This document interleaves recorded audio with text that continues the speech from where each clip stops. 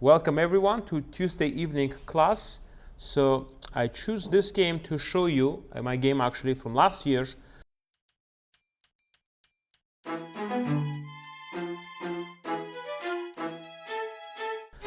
St. Louis Spring Classic played here at the Chess Club against a very strong and talented player, Jeffery Xiong.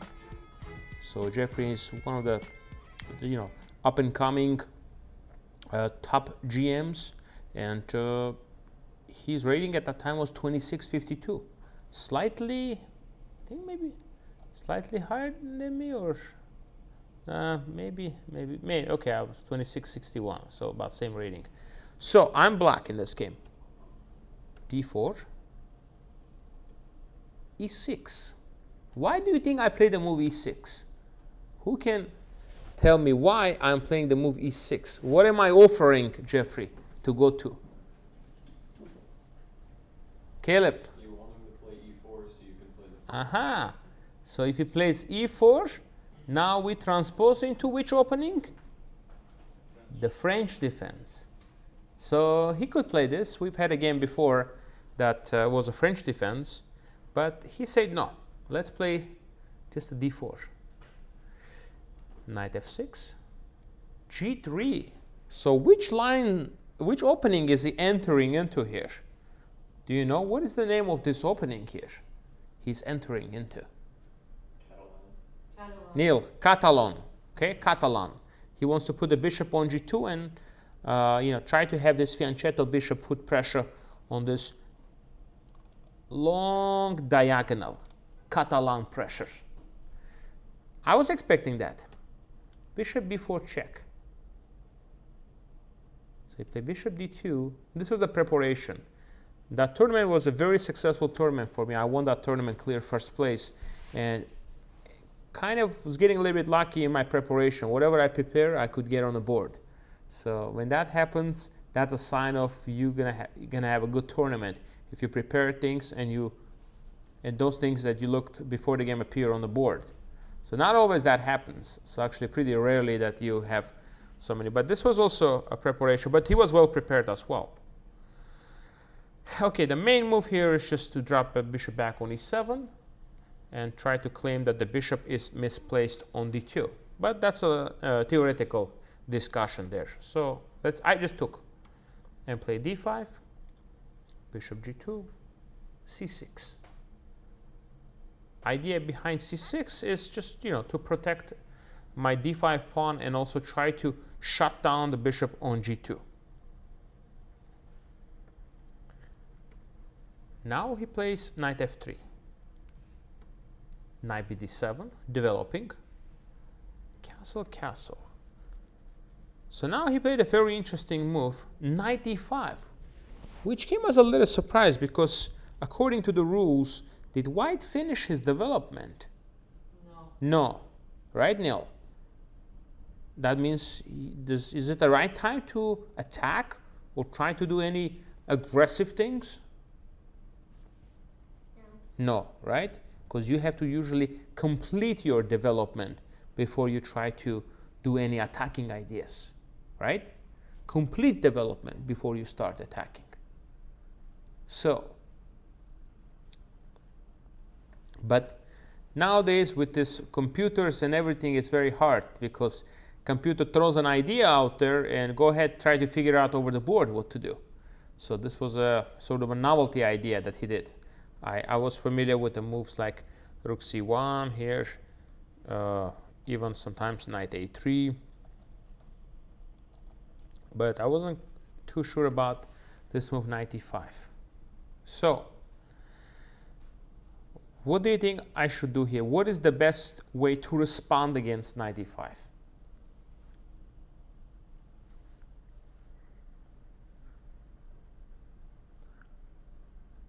What is the best way to respond against it? Queen c7. That's what I played. Excellent. Another move was knight takes e5, but I knew that he would have very long analysis in this because obviously when you play the move knight e5, the first move that you analyze in your preparation is knight takes e5. and then we enter into this long discussion of this move or this move, followed up with f6, but it seems like white maybe holds very slim, very, very slim advantage in those lines. So my move is actually very concrete. I'm asking him, what are you planning to do with your knight? Are you going to take my knight? Then I just capture back with a bishop. f4, as expected. He is playing quite aggressive. Jeffery, he likes to, with white, he likes to have initiative. So this was no surprise that he will play this move. What should I do now? What's the drawback, the weaknesses of his position now? Do you see anything, any weaknesses, something we can do about it? You can move your c6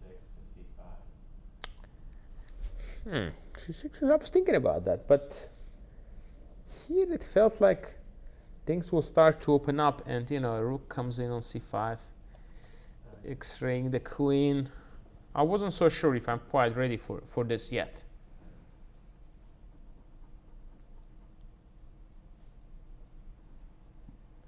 Think a little bit, give yourself a little bit of time. Knight to e4. Rook d8 I played. Knight to e4 was also consideration, but look at this move, rook d8. Developing the rook into the game, at some point x-raying the queen, and it's not so easy for him either. It's a useful move. Knight rook d8. Knight a3 played by my opponent. He wants to defend the c4 this way, and also he wants to put a rook on c1 and basically claim that my pieces are now misplaced. That's what he's trying to do.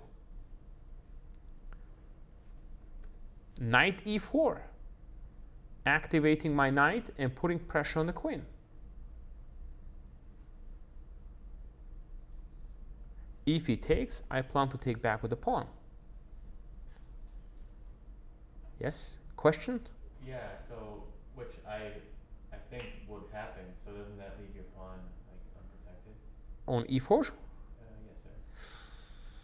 Well, I could play f5 and protect it, yeah, if needed. If needed, yeah? I mean, if you take... He didn't take, by the way. This, I take, so what's... queen is a little bit uncomfortable. Black's bishop is useful on c8 than any other square. Well, at the right time, b6, bishop b7 maybe comes in too. So let's say queen e3, right? Okay. I go f5. I think we got a game here. It's a bit of a mess, It's a bit of a mess. I'm not sure.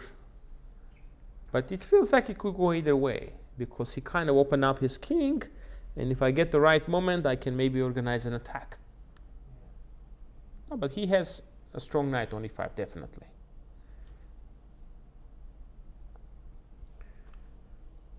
Okay, well, he went here.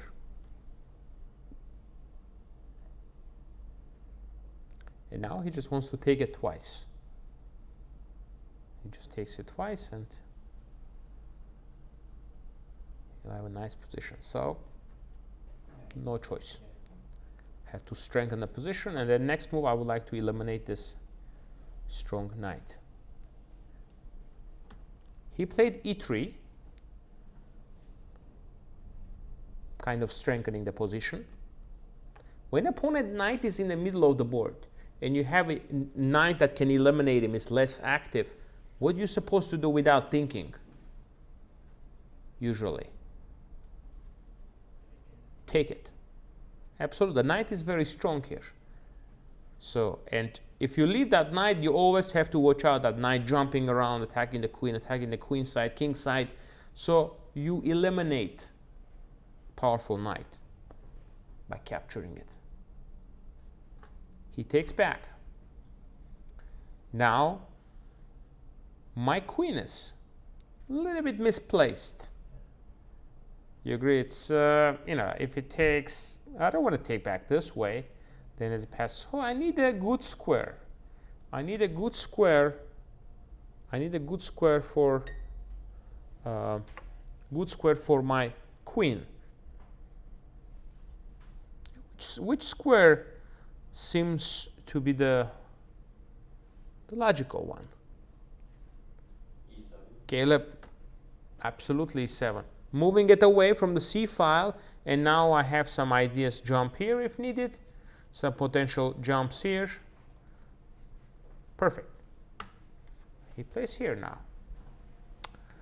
Okay, this is another moment now. I need to develop my bishop. I have two ways to do it here. Could you name the both? Well, the one, it's very easy. You see it probably. But what's the second idea? I have two options in this position.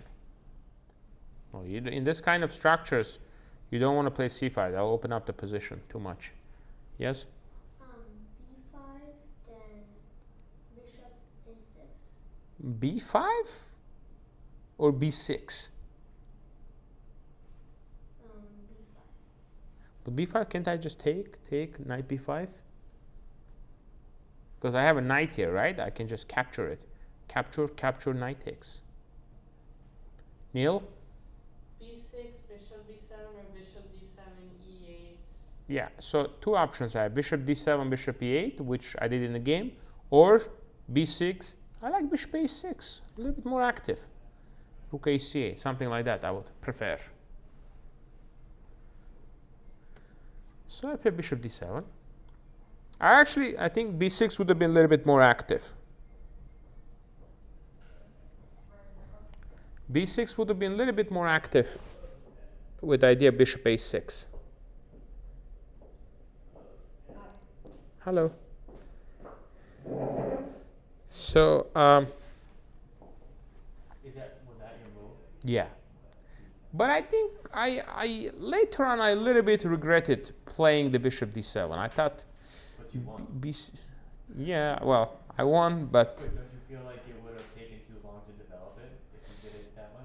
yes, but then my bishop was a little bit passive. I feel like B6, like if I had this position again against next time against anybody, I would go B6, bishop A6. Bishop is more active here on A6. So A lot more potential. What made you move to D7? Just at that time, I wasn't so sure about playing B6 because if he takes, the C file opens up, and this is also a normal idea. Yeah. So both ideas are playable. But later on, I discovered that when I was playing the game, that bishop was a little bit passive. So, but on A6, it would be a little bit more active. So I play bishop D7, which is fine. It's a solid move.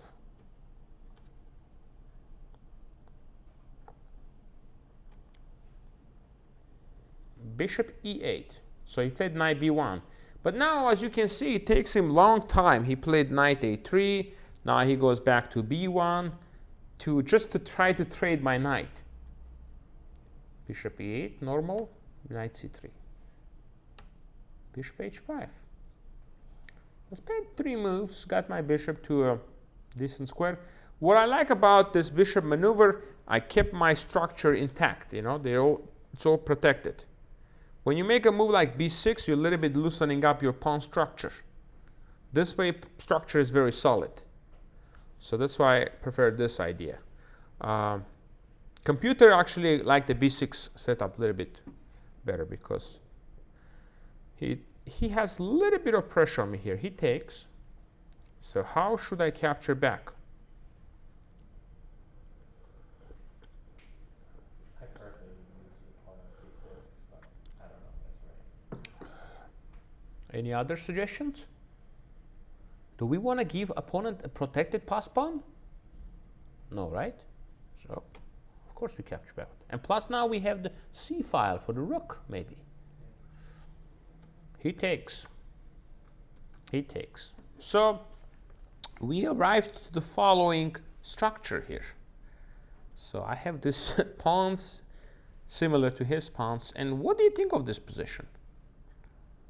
What is the first impression? It's black. Well, it's his move actually. So it's white to play. What is the first impression here? Do you think it's equal or white is a little bit better? I think white's a little bit better. White is a little bit better. Okay. Tell us a reason. What reasons? Well, this rook f1 idea, I'm not too worried about the f file, to be honest. What I'm worried about the c file, actually. This is what I'm more worried about, because if he enters to c7, then his rook is going to be just on a 7th rank, continuously attacking. That is my main concern. Is it his move? Yes. Oh, I got it. No, if it was my move, it would be easier a little bit. It's his move. Caleb, your evaluation. What do you think of this? I wouldn't be too worried with black. Maybe white's very, very slightly better. Very slightly better. All right, that's neat. I think that's what the computer basically stands. Yeah, very slightly better. But I have a question. Instead of knight takes e4, what would have happened on knight b5? Knight b5. Where is the knight going? Maybe to d. Oh. Ah, you're gonna capture this. Yes. Ooh. But also, I just want to play queen c7. Well, at the moment, queen c7 will be met by rook d7. So that's first things first, okay? Well, but I'm not sure. Okay, I pass. I make a pass. Okay, now I will take knight d6. Okay, so he's entering here. Entering here, knight d6. Now, what about this exposed king? Huh? He's not worried about the exposed king. All right, Caleb. Let's see. Look at that bishop now. It's like an anchor on f3, yeah? How you cannot remove that bishop. Queen a4. Queen a4. Uh-oh. What are you planning to do? Don't see the threat yet. Let's go. Let me continue my plan. Now I want to go h4. Weaken the position, and then queen g5. The knight on d6, actually, if you think about it, right? It looks very nice, right? The knight here. Very nice. But it's sort of away from the king. So if things get dangerous here, this guy's not going to make it to the defense. And I'm going to line up my rooks on f-file. I might just abandon the queen side.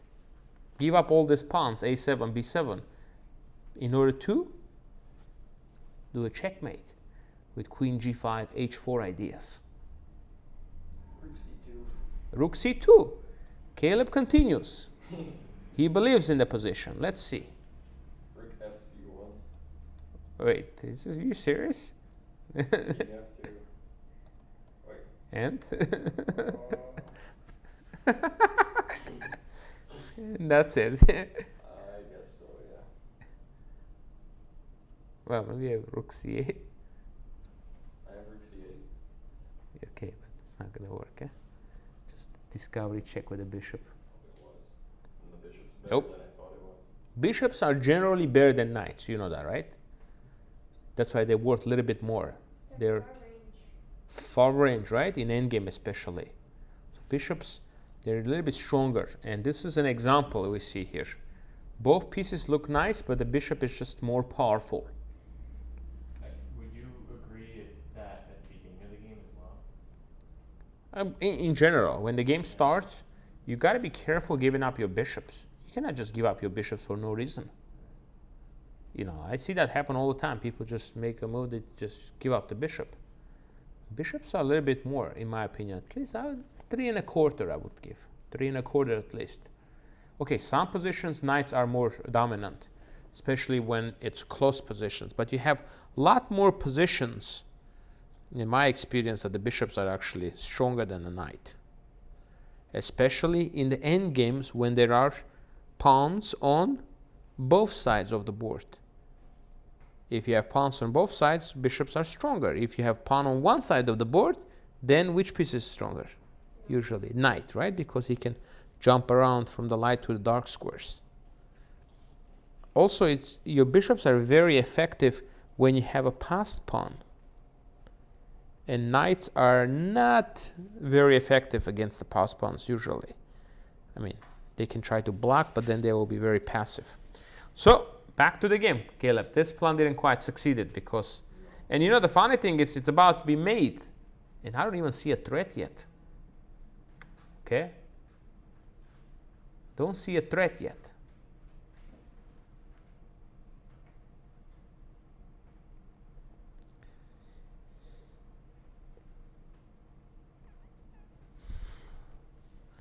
All right, back to the game. So, no, I think he made the right decision. Takes, bishop h3 by Jeffery.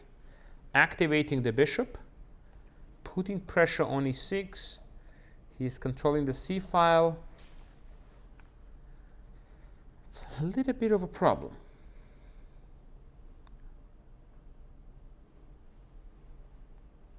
So, what should I do? He's got the f file, he's got the c file, he's got the bishop putting pressure on me. It's not looking that great for a moment. How do you improve your pieces?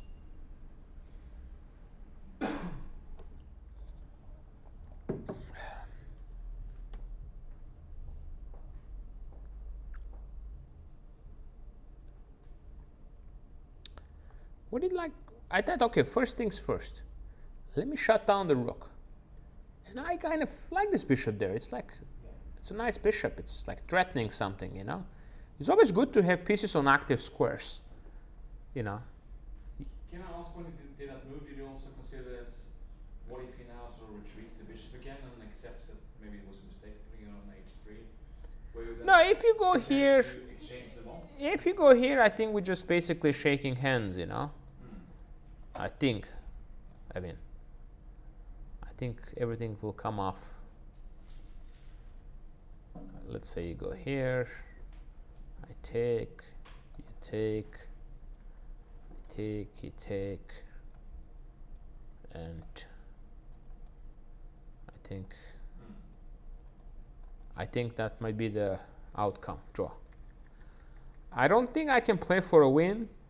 Doesn't feel like I'm in a position to play for a win here. So, okay, I was leading the tournament and he was doing okay too, but I think he thought this is his chance to try to beat me and pass me. So he's playing for a win. And I'm a little bit low on the clock. You know, that's why, you know, he had all the, he thought it was the right moment to take a risk. Queen c5. I've got to avoid going to endgame because endgames, I'm going to be slightly worse with 0 chances to win because he'll have the c file here.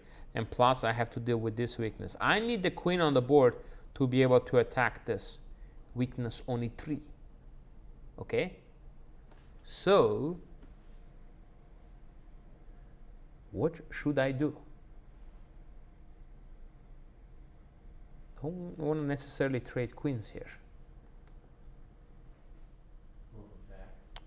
So here I played queen e8, yes. Queen E8 and Yeah, I played queen e8, but actually better move was queen f7. Didn't even cross my mind, to be honest. What? You think that's a better move? Well, that's again according to the computer after the game when you analyze. This is a little bit better move apparently because you can keep the bishop here and rook comes in here. Didn't really cross my mind. I wasn't gonna put my queen on the line of the bishop, you know. So I probably play queen e8, which is fine. Queen b4 by my opponent. Okay, I don't want to play b6 because he's going to go rook c7, so I go rook d7, defending it this way. Now he goes rook c3. And now, how should I try to organize my own attack? By the way, Caleb, he's doing your idea here. He's trying to get the rooks on the c file, but he didn't sense the moment. It's dangerous to do this, you know, because I have my own counterplay. This is an example of a game when opponent is not careful. He's only thinking about his ideas, ignoring what opponent is trying to do and creating a counterplay. How should I try to generate my own counterplay here to try to even get a win here. You could play h5. Absolutely. h5 with idea h4. Rook fc1 though. He believes that rook c7 is going to be strong enough.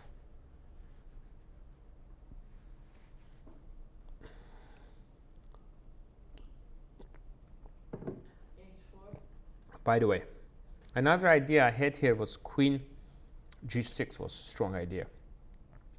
And the point is, let's say you go here, rook f8, rook c7, you get into a trouble by this neat move. It's actually a very strong move because now it's actually just wins. Reading the threats. Yeah, but without this it's not so clear because my b7 is hanging in. So this was another good idea that I had.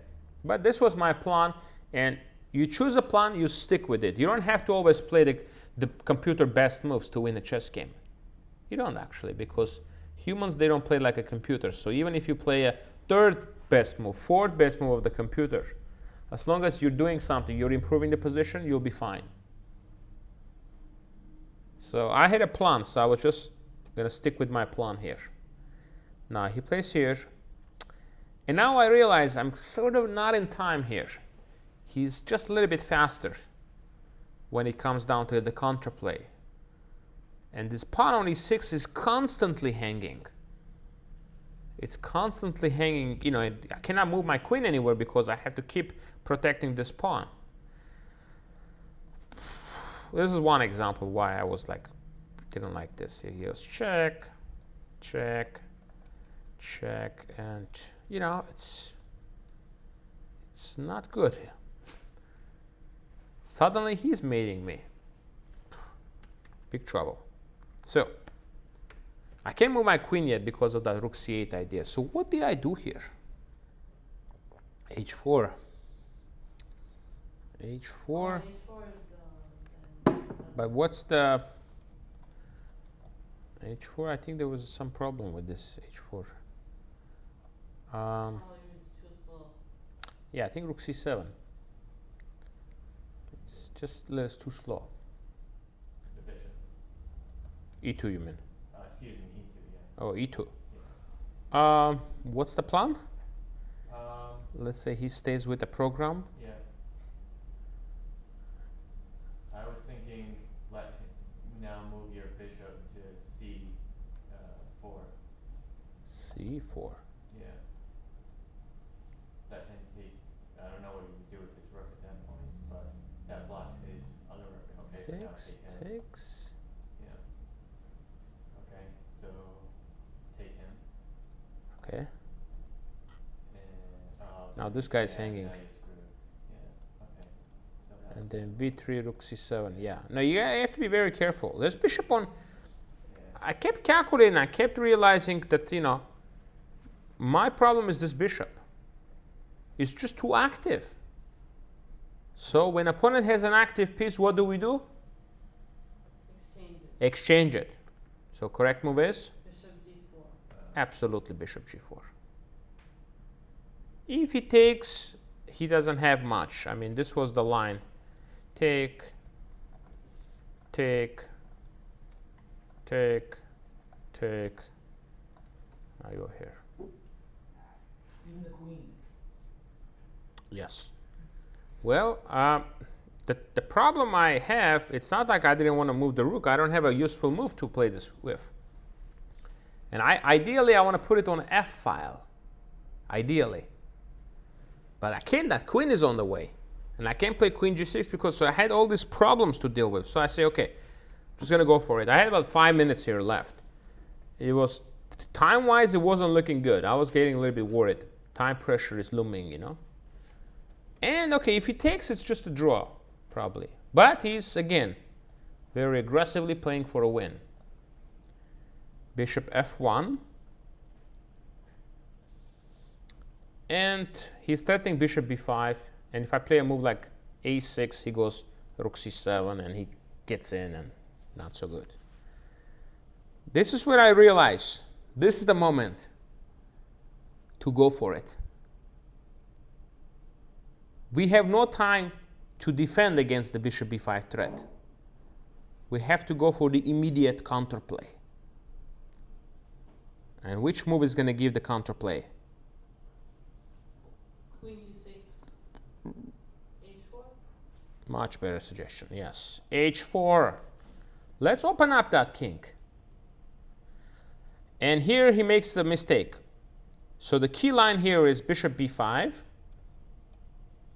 He should have done this. I take. So he has two ideas. Bishop d7, 1, which loses the game. Check. He takes.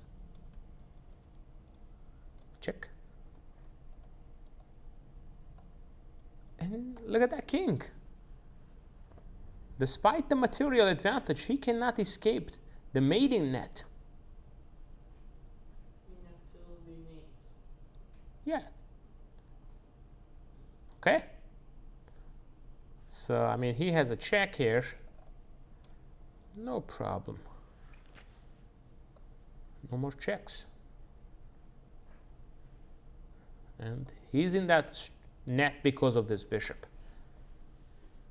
Now you realize how strong that bishop on f3 is, especially when it's supported by a pawn on e4. So that's one variation. So he has to take back here if he doesn't want to lose. And I think this ends in a draw, this line. Like many of the nice lines in chess usually end in a draw. So he takes bishop d7. And here, it's very interesting moment here. If I play bishop here, which looks like I'm just winning him, right? I'm actually losing because check. I cannot go to h file, rook c8 check, so he has to go here. And it looks like, wait, a mate is there. But he's got an amazing defense here suddenly. Amazing defense. Who can find it? It's so easy to miss this idea. You get to this position, you're thinking, great win for black. And then this move comes in, it just turns the evaluation upside down. Bishop f5 check. Queen f5.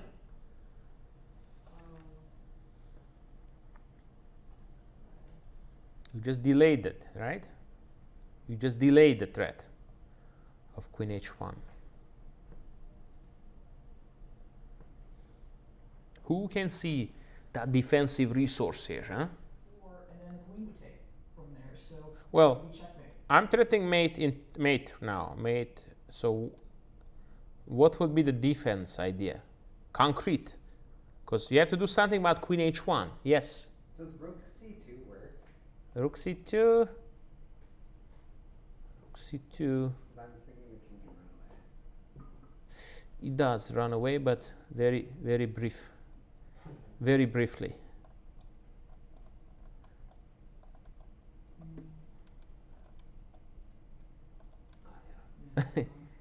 That bishop again, huh? That bishop again. He's playing a huge role. What about the other rook? Other rook, okay. Check. Check. Check. Check. Now the queen is on the wrong square. Okay, I didn't see that. How about e6 to g8? Check. That only delays it, no? I mean, I just take with the rook and... Neil, you had an idea, but you came short. Calculate. F5. Bishop f5. Queen takes f5. Now you have time to bring the rook back. Rook f1. Better.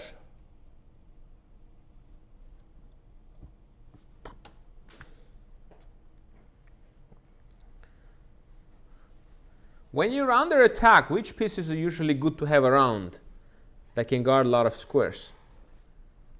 The Queen e7. queen. Queen. So you play queen e7, and now he has to go here.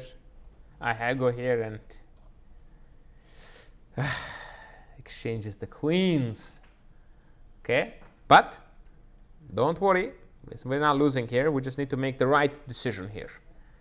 And the right decision here is queen h3. Threatening this way, we keep this under control. So queen h3, he goes rook c8, rook c8, rook c8, king h7,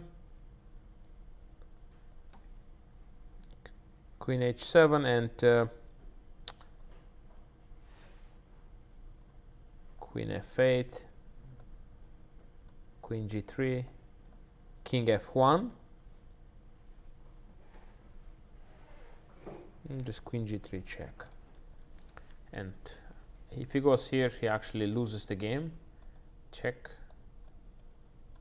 mate. So he has to go here, and unfortunately I cannot take now because of queen f2 goes back, so I have to settle for the perpetual. Okay. Okay, we both didn't see all this. Well, I felt my attack is very close, so I went for it, and he got, probably really worried about it. He's like, I gotta keep my bishop, so he goes here. Rook c7, mistake. Now I calculated this and found a way to turn the tables and get a better position now. Now, first things first. This is a problem, this rook. Always hanging, always things to worry about, okay? Even if you take, he can take. So I figure, get rid of this. Next thing is, when you do all this h5, h4, what is the ultimate idea of doing that? It takes d3. Of course, create weaknesses. And now the weakness is created in opponent's camp. So now he plays, and here he completely lost the thread of the game. And he was just trying to move fast to get me into time trouble, which you don't do. You don't play on your opponent's clock. You use your time in a crucial moments like this to make the right decision. And he played a bad move. He should have taken. Actually, I don't have anything immediately, so I just go b6. He doesn't have anything better than here. Just try to do things. I take, and I go rook c8.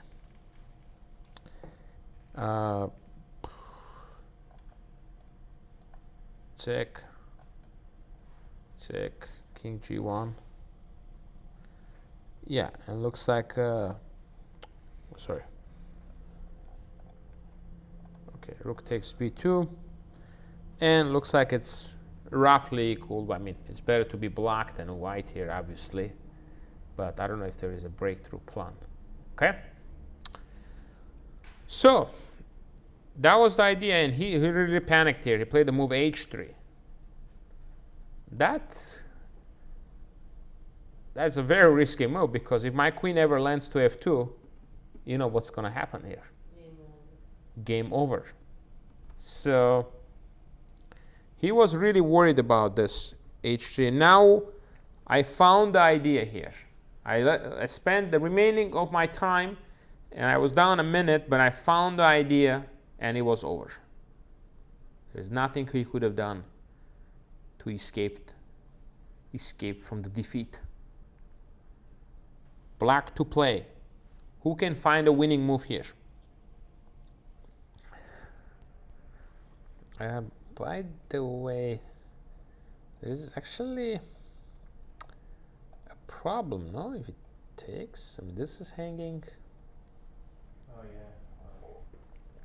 Yeah, this G7 is very important pawn, very important to have it guarded.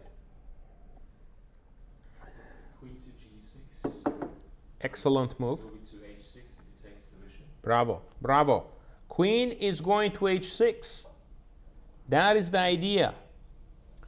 Now, okay, he took on b7. That just loses immediately. Well, let's just look at the game first, and then we'll go to this. So he took here, attacking my rook. What do you do? Queen h6. Kneel. No. Rook is hanging. Kneel. Rook F8. Rook f8. Of course, rook f8. Yeah. And now he played rook c8, and after my next move, he resigned because he's just getting mated. So let's finish this, and then we'll look at the critical line. What is the move that is going to make him resign here? He probably missed this move because Oh, you're right. Queen f5. Kneel, yes, queen f5. Remember, what did I tell you? When this pawn is here, what do you want to put your queen? On f2 to mate. And now that's what I'm going to do. He takes. What move did he overlook here, huh? Capture back with the queen. He takes. Check. And now you choose the checkmate. Do you like this or this one? Doesn't matter. So he resigned after queen f5 because he's getting mated. And if he tries to interpose this, check, check, mate. That's called a wedge pawn. When you have a wedge pawn, it's very strong to have that when you're attacking him. So the g3 pawn is very, very powerful. Very strong wedge pawn.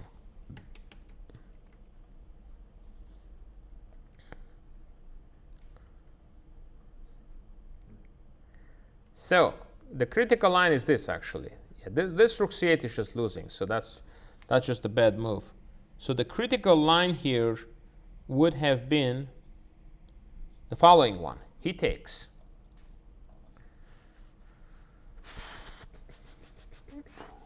What do I do here? Because it's tricky, you know, he might escape. So what move do you play here to create a threat? Takes take on g4. Better. Rook takes f1. Takes f1, takes. And queen f5 check. Check all and f2. I know, but Maybe he escapes all to no, no, no, he just takes the queen. sorry. That's the problem. We don't need to sacrifice more. We just need to find the right square for our pieces. Again, use the wedge pawn. That pawn wedge. So queen h6. Queen h6. Of course, queen h6. And that's it.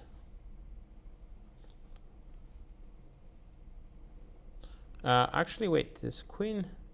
Yeah. So yeah, queen h6 wins here. So the line here is this queen b7 is just bad. So the line here, actually, he should do this without the queen. So he should take. Plan is still queen h6, right? Now threatening mate. If bishop comes, I go check and rook f8. So he's going to go here. Queen d2, and now Rook f8. fate, threatening take and check on h1.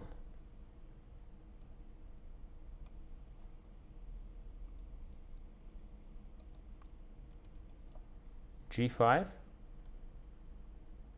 Take the bishop. correct. Queen h1. Queen f3.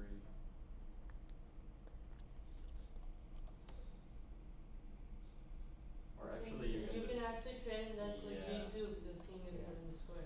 g2, threatening mate. Yeah. And he goes here, but it looks like he's holding it. Is he? What? Well, if you queen, he takes, and you're going to be up a pawn, but it's not going to be easy to win that position.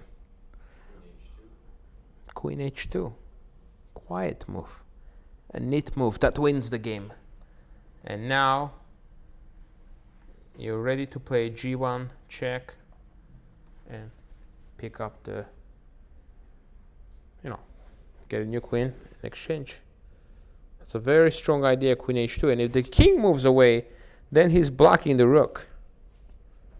And that's why it wins. Either mate or Yeah, it's either he gets mated or he loses the queen, basically. I get a new queen. All right. So the critical part was actually the big mistake for him was to play h3. That cost him a game. You can never allow, I mean, unless there is an immediate mate, yeah, you should try to leave, but otherwise you have to take this pawn. This pawn was the big problem. He was very strong on g3, constantly putting threats. Okay? So that's what you gotta try to remember. Don't allow the opponent to have a wedge pawn. For you, you should try to have a wedge pawn. And the wedge pawn is, if you're playing black, if it's on a 3rd rank, if you're playing white on a 6th rank. That is called a wedge pawn. Very strong to have a wedge pawn for the side who has it. So here in this game you saw how I use this wedge pawn to win the game. Okay? Okay, great. Thank you everybody for coming to this class, and see you next time.